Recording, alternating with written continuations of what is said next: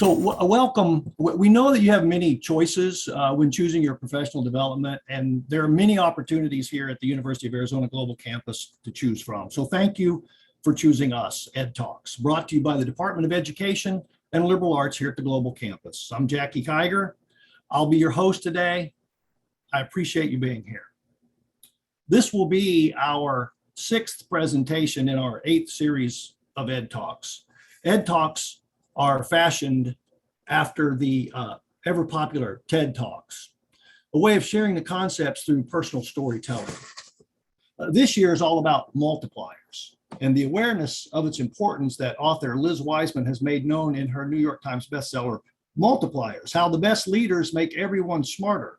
Our focus today will be on the topic of the investor. Here to help us explore and extend Wiseman's foundational concept of the investor with her story is our own Dr. Kelly Olson-Stewart. Now, as you listen to her story, you might listen for your call to action and sharing your practices that support a culture of leadership and that multiplier effect within your classroom and interactions with students and colleagues, or perhaps you'll find a new practice that her story sparks with you. Next slide, please. Hey, Kelly, can you come on the microphone with us, please? Or, I'm sorry, come on camera with us, please. Hi, Jackie. I appreciate that. Thank you. I'd like to take a moment and more formally introduce you all to Kelly. For those of you who may not know her, Dr. Kelly Stewart is an associate professor and faculty lead for the PhD, the doctoral program in education here at the Department of Education and Liberal Arts at the university. Her journey in education started as an EL teacher in the Midwest and later as a curriculum and instruction specialist, as well as more than a decade in staff development in her home state now of Arizona. She's no stranger to Ed Talks. This is her 2nd time to share her stories. Kelly is also no stranger to public speaking.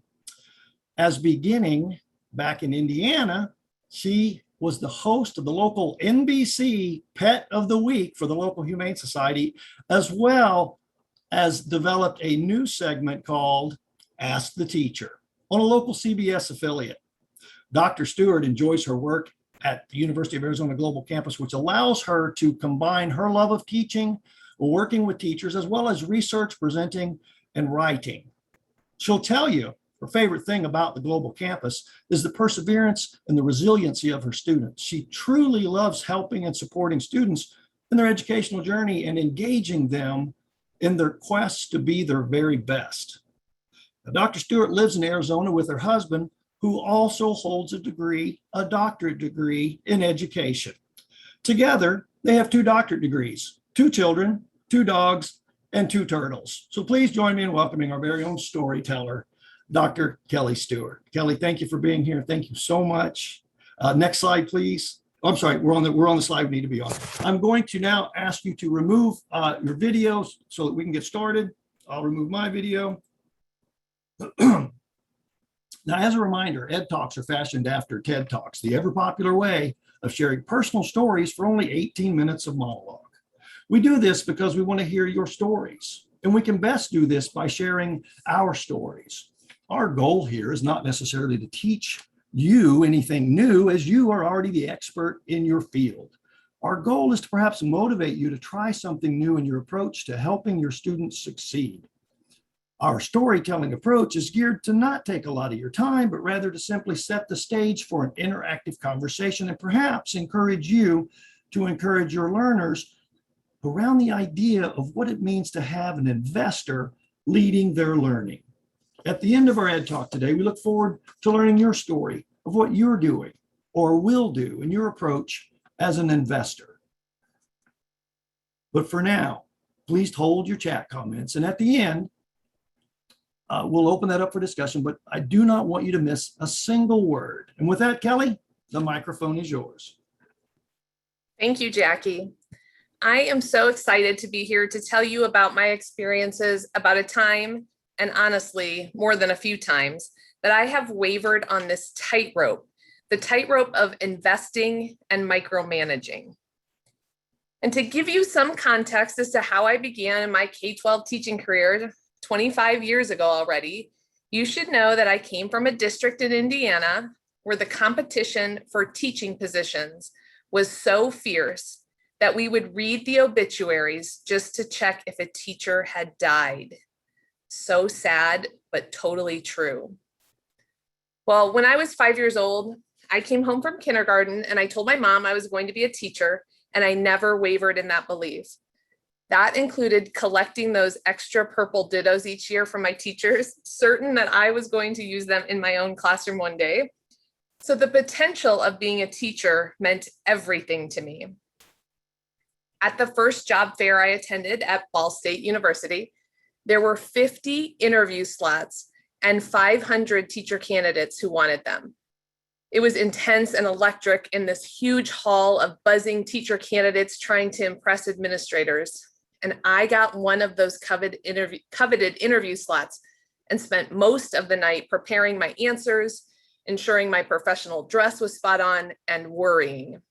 I was so motivated to be a teacher that I would have sat in teeny kid chairs, watched the bloodborne pathogens video on repeat, and even eaten cold cafeteria pizza to simply get through that competitive teacher door.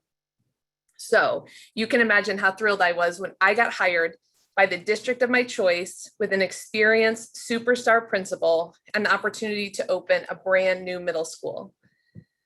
So for induction, sometimes called onboarding in other contexts, I received a crisp black envelope in the mail with calligraphy on the front. I was still living at home with my parents, and they even commented on how special a start this was. My dad said something very dad-like. I guess they think you'll stick around for a bit if they wow you. Well, it showed me that I was important and that they were investing in me. That evening of induction, we dressed up fancy. We went to a lovely dinner at a country club that I had never been to, with an actual red carpet to greet us. I could hardly eat because we were sitting making small talk at the table with all of the other new hires, and principals and administrators were sitting with us at our table. I was sitting with the principal. Like, this was a big deal, as I had never been to the principal's office before, and so it made her so real. They gave away swag, they taught us about the history of the district, and the superintendent spoke. They showcased all of the upcoming trainings we would receive, shared how we would be assigned a mentor to support us, and we even took pictures on the red carpet. They had a 40-year veteran teacher speak to us about the impact that we would make on students, and I cried. I left feeling proud to be a teacher and honored that I was so important to the district. I felt they were investing in me and that I was going to stay in my classroom for 40 years too and make a difference for kids. I was empowered, and I left excited to set up my classroom for my incoming sixth graders. And my principal, boy, did she set me up for success with journaling between us, professional development, and unwavering encouragement and support. And she always reminded us at every meeting that our focus was on kids by writing the word KIDS on a large piece of paper. And anytime our meetings got sidetracked with topics about our own needs, she would subtly reach forward and touch that paper. We were there for kids. Well, my school was a place of energy, a hub of trust, and a true investment in our community and each other. And my principal even saw something in me that I didn't see in myself, the ability to teach other adults in professional development. She set me up for success with trainings and even had me as the lead, even though I was still truly considered a rookie teacher in Indiana. She empowered and trusted in me. Well, fast forward 10 years to the wild west of Arizona. My future husband and I headed west to live near his parents. Well, boy, was this a whole different world. Apparently, at 10 years of experience, I was considered a veteran or lead teacher in this desert state. And I was stunned when I went to 9 interviews and was offered 9 contracts on the spot. Well, I quickly learned that Arizona was in a teacher shortage crisis.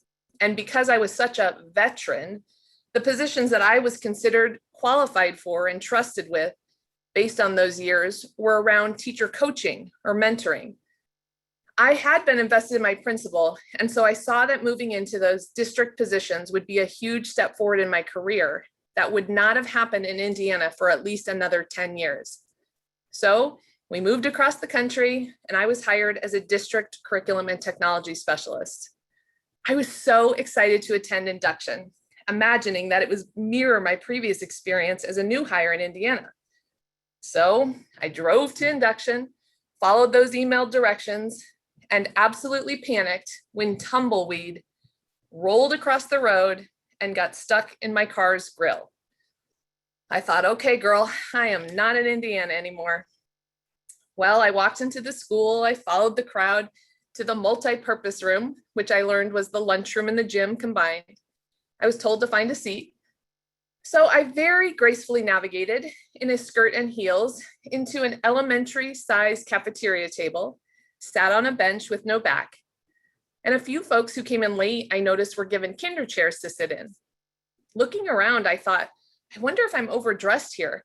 Others were wearing t-shirts, leggings, shorts, and flip-flops. And the air conditioning vent was blowing so loudly that depending on where you were seated, you couldn't hear the squawky microphone. Well, a woman who was the assistant superintendent turned on the overhead projector and began the 5-hour induction where we went over HR policies, bloodborne pathogens, and the phases of beginning teachers. Notably, though, there was only 20 who were brand new out of the 100 in the room, based on the show of hands, or based on those who could hear the microphone. We were then slid trays of lunch from the cafeteria with some kind of pizza option that tasted a bit like cardboard. Oh, and did I mention that I was still sitting after 4 hours on that bench without a back? And it wasn't over yet. I had another hour of math curriculum updates. The only problem was that I didn't actually teach math, nor did another 90% of the room. Well, needless to say, when my boss came in to check on how's it going, I apparently didn't hide my reaction well. So she pulled me aside from the group to see what was happening. Well, once I told her what I thought induction what could be like and how it sets the tone and culture to really welcome folks while setting them up for success in their roles, she said, wow, I've never seen or heard anything like that. But Kelly, I trust you. I know your reputation from your prior work, and your enthusiasm here about this is contagious. I'll support you if you will run this next year. Our department can take this on. You're in charge. I'll be supporting from behind and clearing the way, whatever I can do to help you. First, I need to fight the battle to get induction moved fully to our department. I said, yeah, you are on. And you know, I have often thought back over that exact conversation through the years and wondered, what if she told me, nope, too bad, this is how we do it here, welcome to Arizona. Or if she said, well, Kelly, that sounds all well and good, but let's see how you do after we work together for a few years. But she truly demonstrated a sense of trust and empowered me to be able to shine. She showed an investment in me. Well, fast forward to induction the following year. This was my baby. I finagled donations, a budget, and this consumed several months of work in professional development. Imagine a welcome party where each person receives an invitation, a reminder, and even has a name tag where they're escorted to their table with full adult-sized chairs.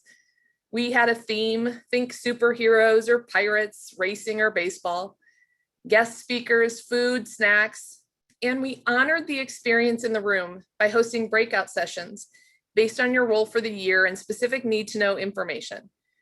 Anything that was simply signatures required or matter of record for HR was done at their sites or through the employee portal. We also arranged for inspirational speakers sprinkled in with prizes.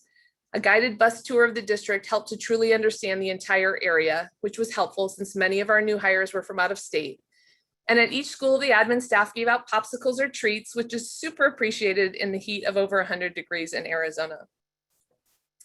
Then we took our group to a donated lunch by a local restaurant, truly setting the tone for how happy we were for each and every staff member to be there. As a district, it was clear that we were truly investing in our employees, a raving success. We closed induction with a graduation clap line, with all the admin teams welcoming their new hires, I felt relief, pride, and pure joy that this was the start to someone's experience working in our district, where folks might potentially stay maybe for 20 years.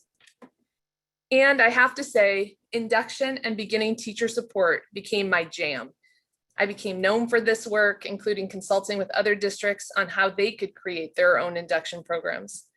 And the years flew by, amazing, with even more amazing innovative themes, improvements, and tweaks, always trying to top the year before.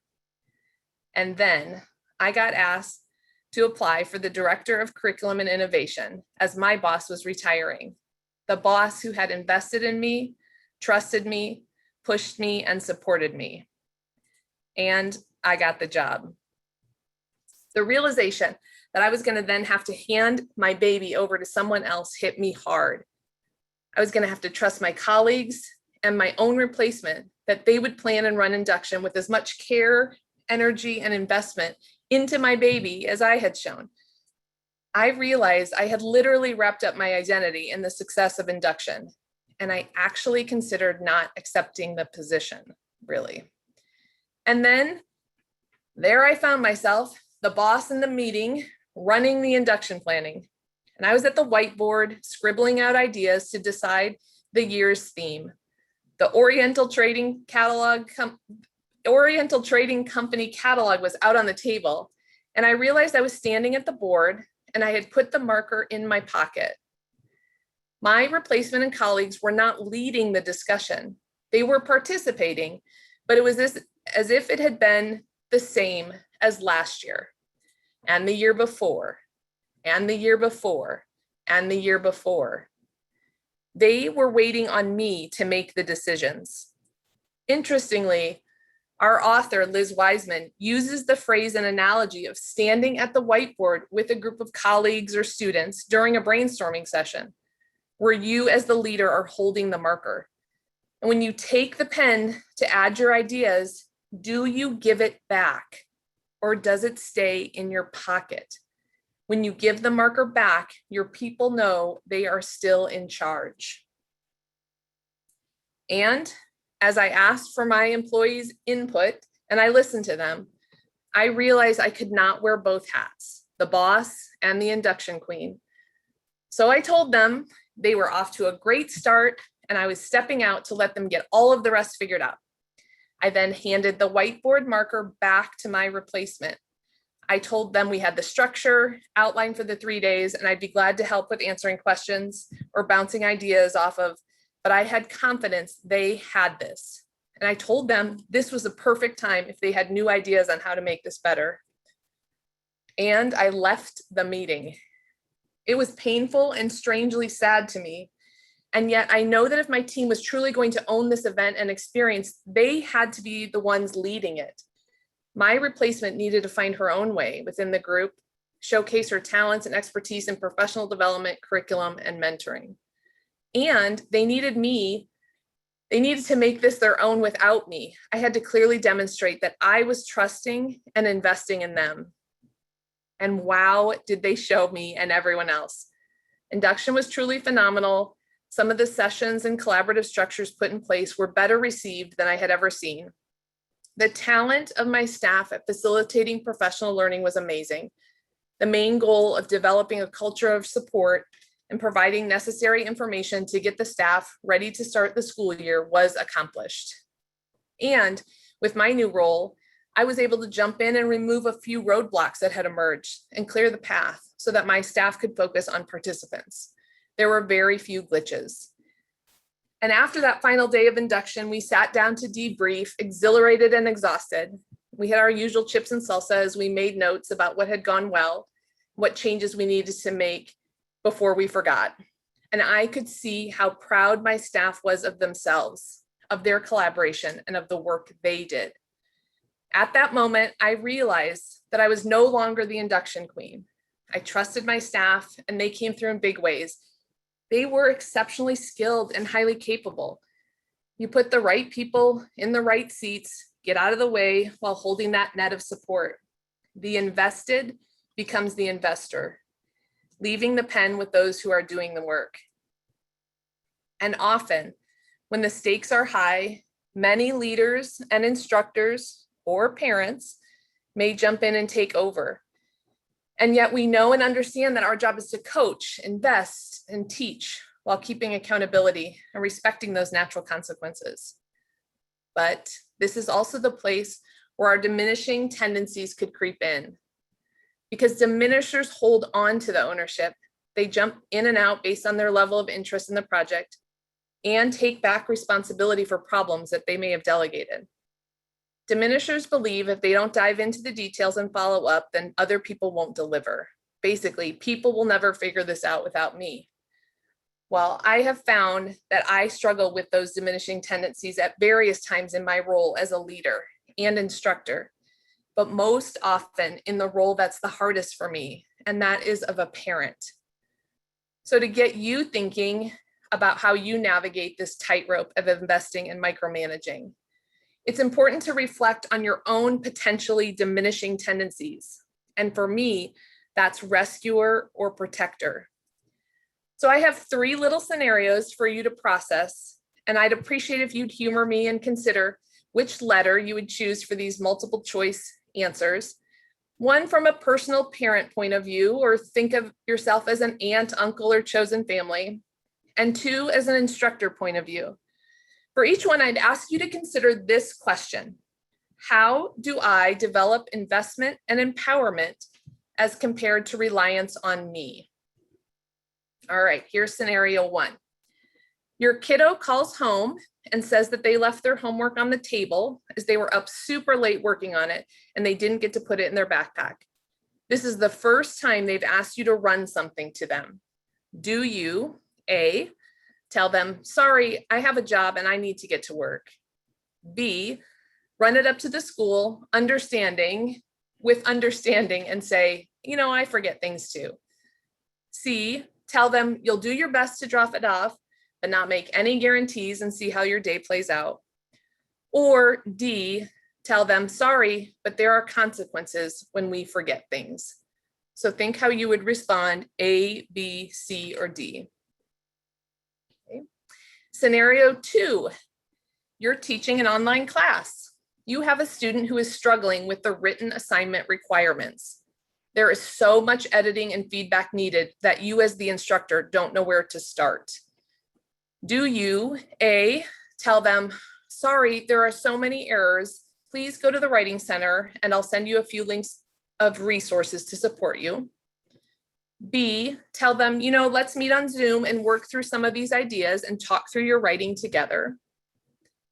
C, provide written feedback and waypoint, making comments every other sentence.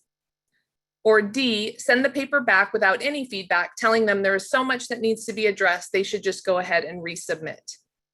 Again, be mindful of how do you develop investment and empowerment as compared to reliance on you. And our last scenario. You are redeveloping a new course in your program. Students have typically struggled with addressing all the key areas around a specific curricular area. In the redesign, you develop a template and student sample. Does this strategy, A, support varying needs of students' writing abilities? B, demean student intelligence by assuming that they need these documents? C, affirm students to help clarify expectations? Or D, support students who need this type of scaffold to gain confidence in their writing? Again, you're considering how do you develop investment and empowerment as compared to reliance on you? So how did you do? The reality is there's not right or wrong answers here. It's back on that tightrope of investing and micromanaging. Simply a way of responding with an understanding that the decisions we make as instructional leaders, including the language we use, and being mindful and reflective of our own diminishing tendencies, can truly be transformative for our kiddos, our colleagues, and our students. I know how it felt when I was invested in all those years ago, trust and empowerment. And I saw the shift in my own staff when I handed the pen back. The invested becomes the investor. So let's talk about our work in the online classroom. How are you investing in your own students? How do you push against your own diminishing tendencies? And for stuck students, how do we keep them holding the pen? Thanks, Jackie. Thank you, Kelly. Thank you for sharing your story about the experience of the welcome, the experiences of that plan, and the experience of valuing the people around you, the students you teach. Investment. In the banking world, investments are strategic plans and purposeful placement of funds to get that highest return. Banks do not put the money in a safe and say, "Money, we believe in you," and then shut the bank vault door. They plan and strategically place and monitor, and they commit to the tools that will return the most in the way of that dividend, that investment. You've shown us today that we can't simply say, "Students, class, we believe in you," and then shut the door. As educators at UAGC, we have a responsibility to plan, strategically assist students through those resources and that personal commitment so that they are getting the most of that educational dividend and that they leave us rich in the knowledge of the program of study. Simply put, your approach matters. Your willingness to invest in your students matters. I'm reminded by the famous TED Talk, "Every Child Needs a Champion" by Rita Pearson, which on YouTube now has nearly 5 million views. And Miss Pearson's mantra for that talk is simply the value and importance of human connection. She quotes James Comer as saying, "No significant learning can occur without a significant relationship." Today, Kelly, you've shown us that building those relationships for learning to occur, we must be significant in our investment of those learners. So for me, the question does resonate. How am I investing in my students? How do I push against my own personal diminishing tendencies as an educator?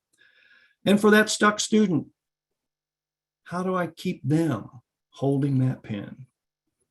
Audience members, we invite you to consider and share in the chat, but we'd also love to hear from you.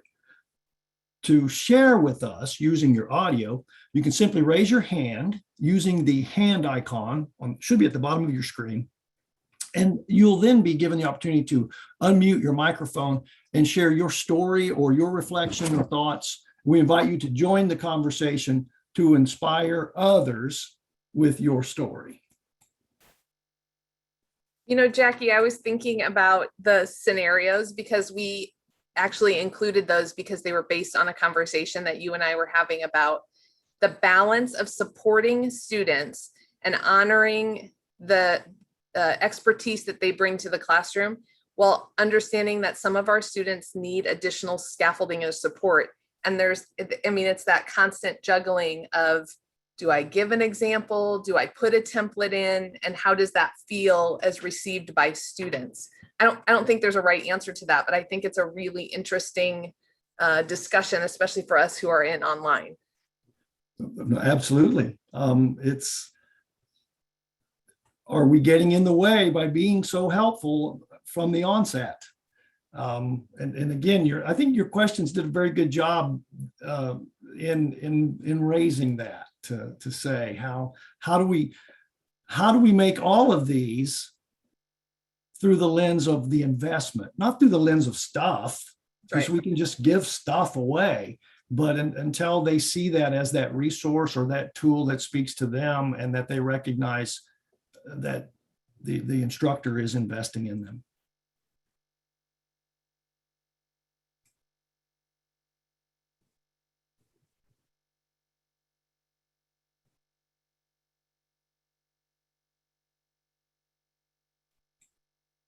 Jen says here, we have to get out of our students' path to greatness while recognizing that they may need a boost from us to keep going.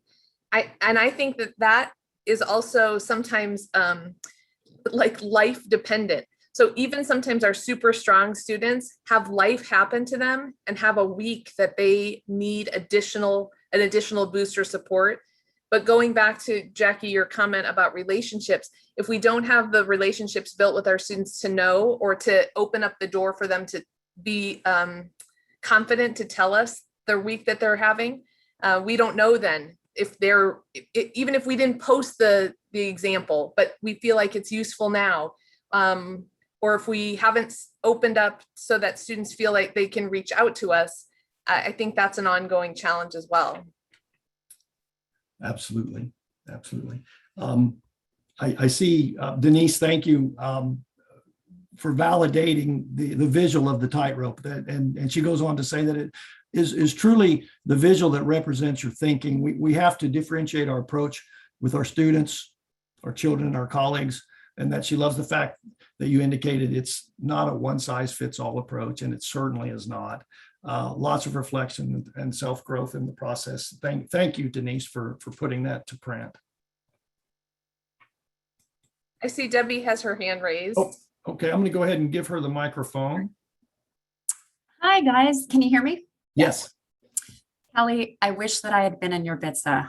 What an amazing opportunity, and just feeling so valued and taking what your first experience was and bringing so much of that vision into the program when you did it yourself. I was so amazed by your story and wanted to just share that on the subject of relationship, like they're not going to reach out to you or maybe internalize your feedback if you haven't set that relationship. And one of the things that I do in a video welcome on that first day of class is I tell them that my office hours are open.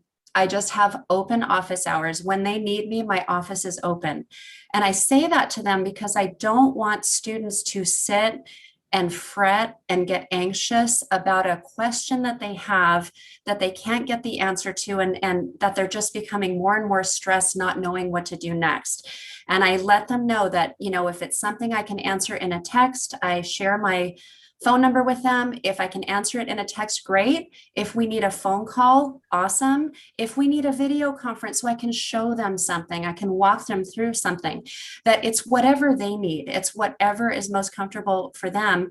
And then I pair that with, and I think I got this from another colleague, and it is working so beautifully, which is to ask them, what are you most anxious about? How can I alleviate your anxieties as we get started?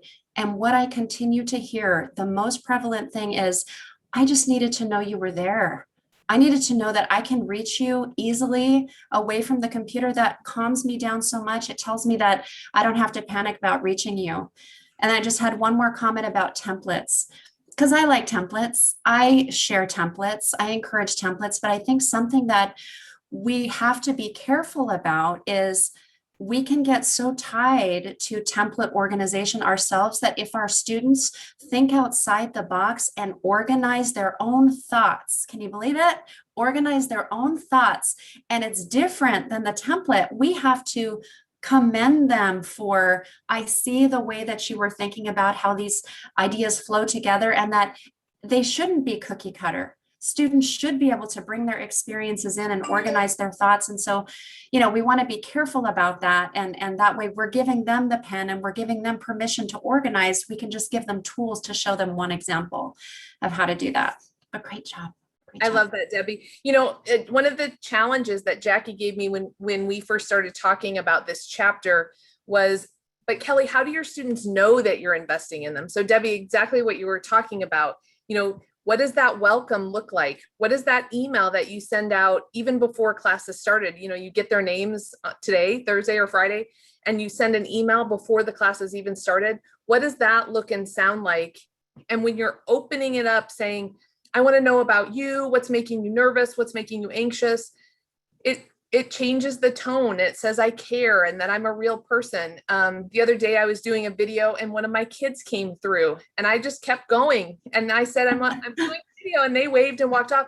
but I left it in for my students because I wanted them to see that I'm juggling the same things they are. I'm home working and I have kids and the dog barks, things like that happen. So I think that relationship piece always ends up being so key.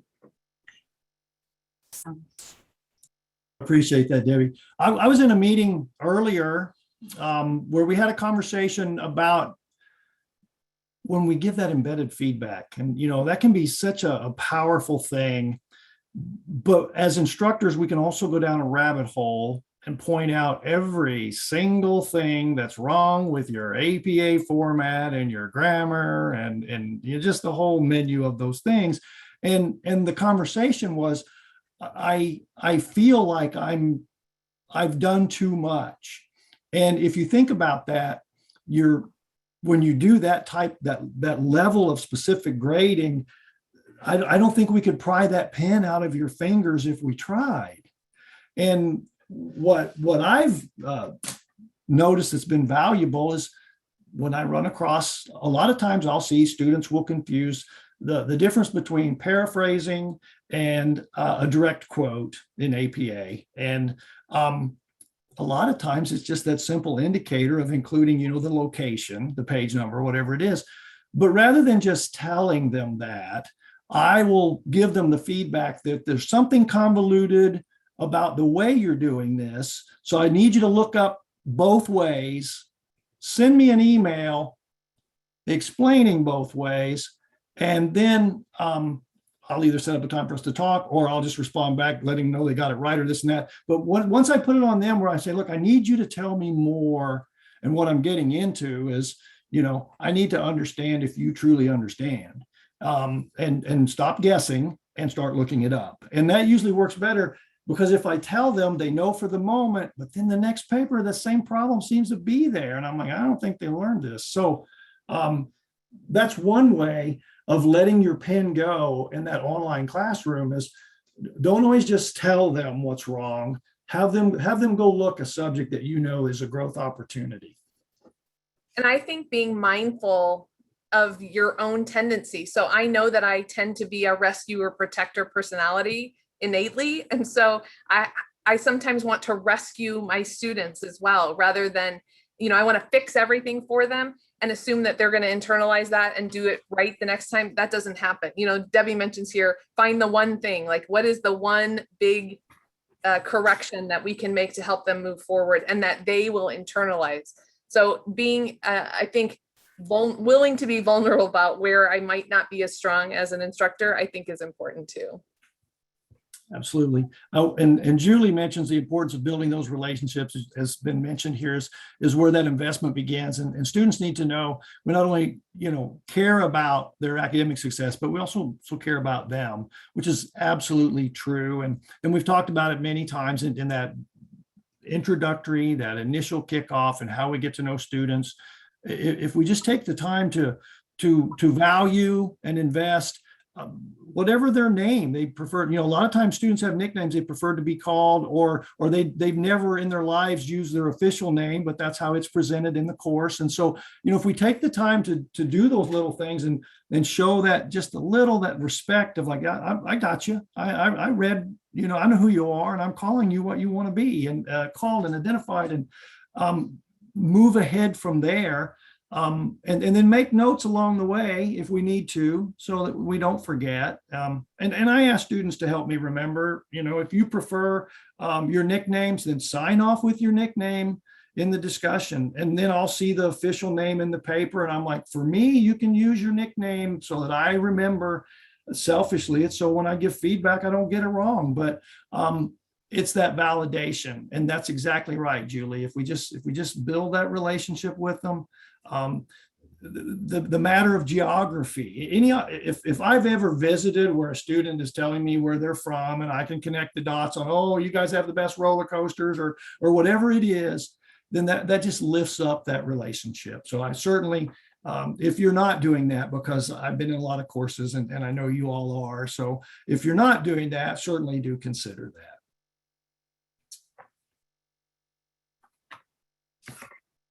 With that, our time is winding down here. I just couldn't believe how much that passed on us, Kelly.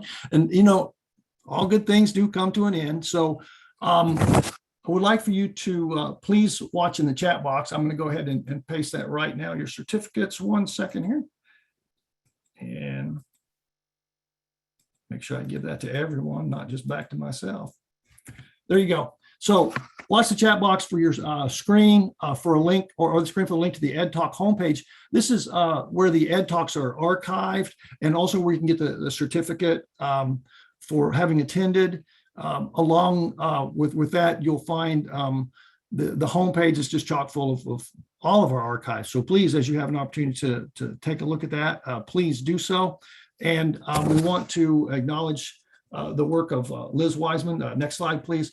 And her Multipliers book for the inspiration for today's Ed Talk, as well as the rest of the series this year. I want you to mark your calendars and be watching for the September invitation for our next Ed Talk session, where it's going to be at September the 16th. I'll be your host, and Dr. Kathleen Pierce-Friedman will be sharing on the topic of the unintentional diminisher as we continue the conversation of multipliers. We thank you for joining us today, and a huge thank you again to Dr. Kelly Olson-Stewart for sharing with us and to inspire our next steps in supporting our students and one another. On behalf of the Dean of the College of Arts and Sciences, Dr. Tony Farrell, and your friends here in the Department of Education and Liberal Arts at the University of Arizona Global Campus, we thank you for being here. See y'all next month. Bye now.